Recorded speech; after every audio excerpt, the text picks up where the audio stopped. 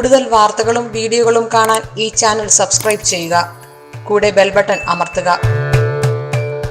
എൻ്റെ ശ്രോതാക്കൾക്ക് വിനീതമായ നമസ്കാരം. ഞാൻ ഇന്ന് പറയാൻ പോകുന്ന വിഷയം കണ്ടകശനി കൊണ്ടേ പോകും. ഇതൊരു ചൊല്ലാണ്, ഈ നാട്ടിലുള്ള ചൊല്ലാണ്. നമ്മുടെ നാട്ടിലൊക്കെ പറയുന്ന ഒരു പഴഞ്ചൊല്ലാണ്. കണ്ടകശനി കൊണ്ടേ പോകും. കണ്ടകശനി നമ്മളെ കൊണ്ടുപോകുന്നില്ല, പക്ഷെ നമ്മളിൽ നിന്ന് പലതും ശനി കൊണ്ടുപോകും. അതാണ് കണ്ടകശനി കൊണ്ടേ പോകും എന്ന് പറയുന്നത്. അതായത് കണ്ടകസ്ഥാനത്ത് ശനി സഞ്ചരിക്കുന്ന കാലമാണ് കണ്ടകശനി എന്ന് പറയുന്നത്, അല്ലെ? 4 ജനിച്ച കൂറിന്റെ കണ്ടകസ്ഥാനത്ത് ശനി സഞ്ചരിക്കുന്ന കാലം കണ്ടകശനി. അതായത് ജനിച്ച കൂറിന്റെ 4, 7, 10 കണ്ടകസ്ഥാനമാണ്.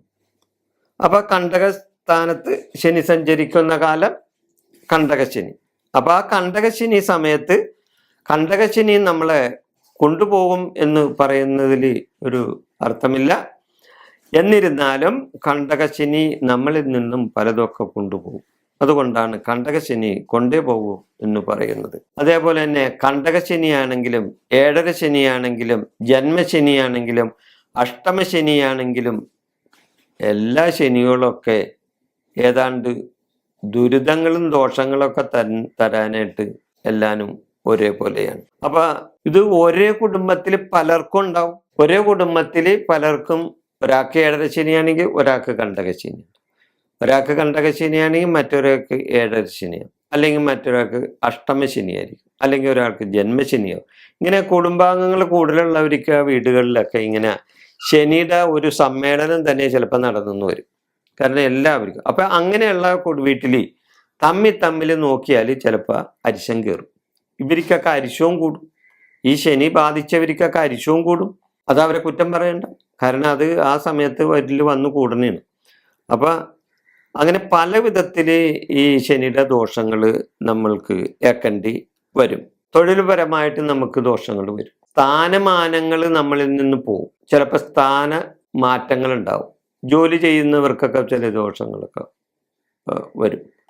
അപ്പം സ്ഥാനമാനങ്ങൾ നമ്മളിൽ നിന്ന് പോകാനുള്ള സ്ഥാനങ്ങളുണ്ട്. തൊഴിൽപരമായിട്ടുള്ള ദോഷങ്ങളുണ്ടാവും. അതേപോലെ തന്നെ അപവാദങ്ങൾ കേൾക്കാനൊക്കെ ഇടവരും. അപവാദങ്ങൾ നമ്മൾ ചെയ്യാത്ത കുറ്റത്തിന് നമുക്ക് കുറ്റം ഏൽക്കേണ്ടതായിട്ട് വരും. അതുകൂടാതെ കയ്യിൽ നിന്ന് കാശ് നഷ്ടപ്പെട്ടു പോകും. ധനപരമായിട്ട് നഷ്ടം ഉണ്ടാവും. പിന്നെ ചില ചീത്ത കൂട്ടുകെട്ടുകളിലൊക്കെ ചെന്ന് ചാടാൻ ഈ കണ്ടകശനിക്കാലവും ഏഴര ശനിക്കാലവും ഒക്കെ നമ്മൾക്ക് വന്നുകൂടും. ചീത്ത കൂട്ടുകെട്ടിലൊക്കെ ചെന്ന് ചാടും. അതുകൂടാതെ പരസ്ത്രീ ബന്ധം, പരപുരുഷ ബന്ധം, ഇങ്ങനെയൊക്കെ ഈ കണ്ടകശനിക്കാലത്ത് വന്നുകൂടും. അങ്ങനെ പല വിധത്തിലുള്ള നമ്മളിലുള്ള ചില നന്മകൾ കണ്ടകശനി നമ്മളിൽ നിന്ന് കൊണ്ടുപോയിട്ട് ചില തിന്മകൾ നമ്മൾക്ക് കണ്ടകശനി തരും. അതാണ് കണ്ടകശനി കൊണ്ടേ പോകുമെന്ന് പറയും. അപ്പം നന്മയൊക്കെ കൊണ്ടുപോയിട്ട് ചിലപ്പോൾ തിന്മ നമുക്ക് കിട്ടും. പിന്നെ ശനി ഇങ്ങനെ ഇരുന്നാലും ചില നല്ല കാര്യങ്ങളും ശനി നമുക്ക് തരും.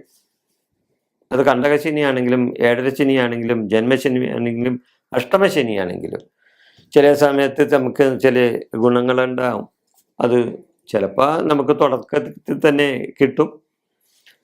ശനിയുടെ ആ ഗുണം ചിലപ്പോൾ തുടക്കത്തിൽ കിട്ടും. ചിലപ്പോൾ ശനി പോണ സമയത്ത് തരും.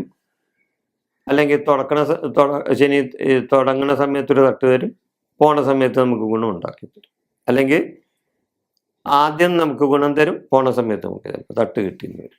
അപ്പോൾ അങ്ങനെയൊക്കെയുള്ള ദോഷങ്ങളൊക്കെ വരും. അപ്പോൾ അതിന് പരിഹാരം ഞാൻ മുമ്പ് പറഞ്ഞിട്ടുള്ള പല കാര്യങ്ങളുണ്ട്.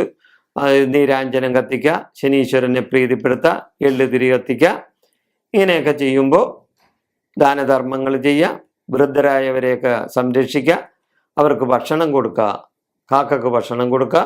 ഇങ്ങനെയൊക്കെ വരുമ്പോൾ ആ ശനീശ്വര പ്രീതി നമ്മളിലെത്തും. വളരെ നമ്മുടെ ദോഷങ്ങൾ ഈ ശനീശ്വര പ്രീതിയാൽ ആ ദോഷങ്ങളിൽ നിന്ന് നമുക്ക് മോചനവും ഉണ്ടാവും. ഞാനിവിടെ ഈ വിഷയം അവസാനിപ്പിക്കുന്നു. നന്ദി, നമസ്കാരം.